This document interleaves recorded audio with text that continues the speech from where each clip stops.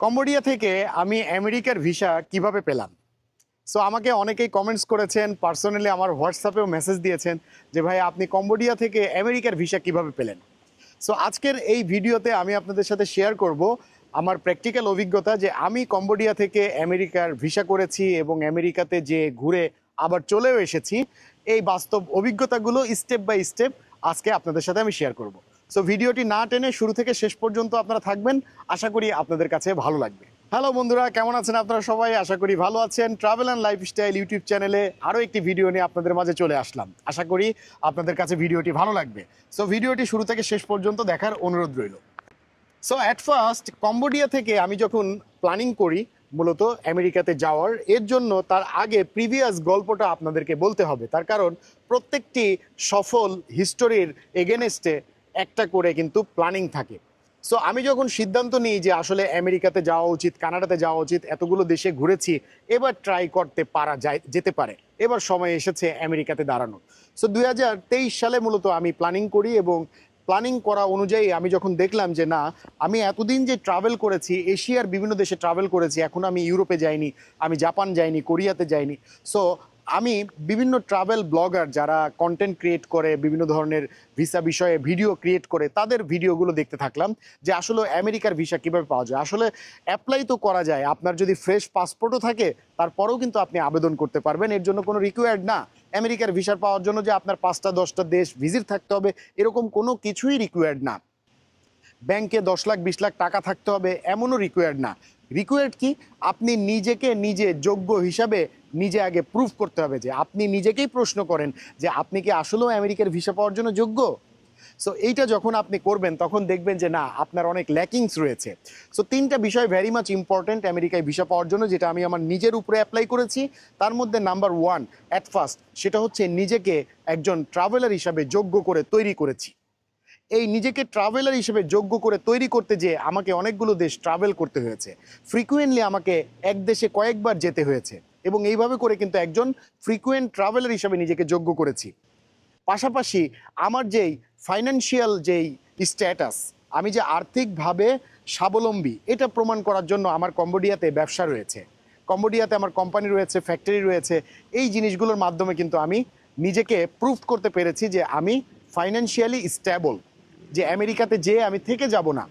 So এই জিনিসটা আমাকে প্রুভ করার জন্য কম্বোডিয়াতে আমাকে স্থায়ীভাবে এখানে বিজনেস এস্টাবলিশড করা লেগেছে। এবং তৃতীয়ত হচ্ছে এই সমস্ত বিষয়গুলো আমাকে DS-160 ফর্মে সঠিকভাবে পূরণ করতে হয়েছে এবং খুব সুন্দরভাবে প্রস্তুতি গ্রহণ করতে হয়েছে যে আসলেও আমাকে কি ধরনের কোশ্চেন করতে পারে, কি ধরনের প্রশ্নের উত্তর দিলে আমি ভিসা পাওয়ার জন্য কোয়ালিফাই হতে পারবো। সো এই 3টা বিষয় কিন্তু ভেরি মাচ ইম্পর্টেন্ট। সো আমি কি বলেছি? নাম্বার 1 হচ্ছে আপনাকে নিজে একজন ট্রাভেলার হিসেবে নিজেকে যোগ্য করে তুলতে হবে।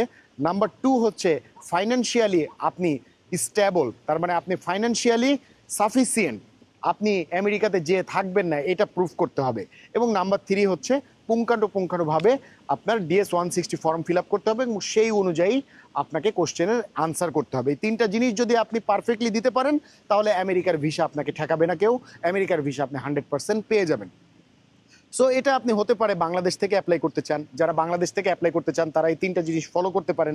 যারা বাংলাদেশের বাইরে, বিশেষ করে সৌদি, মালয়েশিয়া, দুবাই, ওমান, কাতার, এই সমস্ত দেশে আছেন, তারাও আমেরিকা, কানাডাতে যেতে চান, তারাও চাইলে কিন্তু এই স্টেপগুলো ফলো করে নিজেকে যোগ্য করার মাধ্যমে কিন্তু আপনি আমেরিকার ভিসা পেতে পারেন। এর জন্য আপনার হচ্ছে লক্ষ লক্ষ টাকা খরচ হবে না, এর জন্য আপনার সময় এবং আপনার যে মেধা, এটা দিয়েই কিন্তু আপনি করতে পারবেন। বেসিক্যালি আপনি যে চাকরি করেন বা ব্যবসা করেন, এই চাকরি ব্যবসার পাশাপাশিই কিন্তু আপনি এগুলো করতে পারবেন। লাইক আপনি যে দেশে এখন বর্তমানে অবস্থান করছেন, আপনি যদি মালয়েশিয়াতে অবস্থান করেন, মালয়েশিয়ার আশেপাশের যে দেশগুলো রয়েছে এইগুলো আপনি ট্রাভেল করেন। আপনি যদি সৌদিতে থাকেন, গালফ কান্ট্রির যে আশেপাশের আরও অনেকগুলো দেশ রয়েছে এগুলো আপনি ট্রাভেল করেন। এই যে একটা স্টেপ বাই স্টেপ যখন আপনি নিজেকে যোগ্য করে তুলবেন একজন ট্রাভেলার হিসাবে, তখন কিন্তু পৃথিবীর উন্নত দেশের যত বড় দেশ হোক না কেন আপনাকে ভিসা দিতে কিন্তু বাধ্য। এর পাশাপাশি আরও একটা অ্যাডিশনাল আপনাদেরকে পয়েন্ট বলে দিই, সেটা হচ্ছে সোশ্যাল অ্যাক্টিভিটি। সোশ্যাল অ্যাক্টিভিটিও কিন্তু আমেরিকার ভিসা পাওয়ার জন্য ভেরি মাচ ইম্পর্টেন্ট।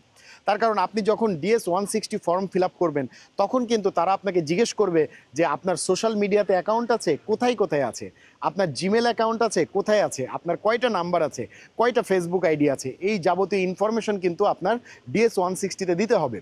সো এখানে আপনার ফেসবুক প্রোফাইল যদি থাকে আপনার দিতে হবে, আপনার ইনস্টাগ্রাম যদি থাকে আপনার দিতে হবে, আপনার যদি টিকটকেও আইডি থাকে, আপনি যদি একজন টিকটকার হন, টিকটক ভিডিও করেন, তাহলে সেই টিকটকের লিঙ্কটাও কিন্তু আপনাকে দিতে হবে, লিঙ্কডইনের দিতে হবে, ইউটিউবে যদি চ্যানেল থাকে সেটা আপনাকে দিতে হবে।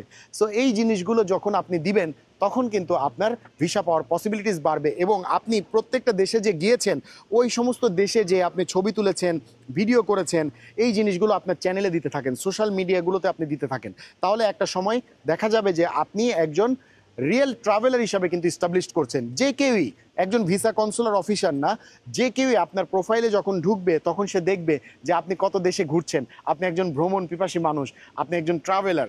সো সে দেখে কিন্তু স্যাটিসফাইড হবে।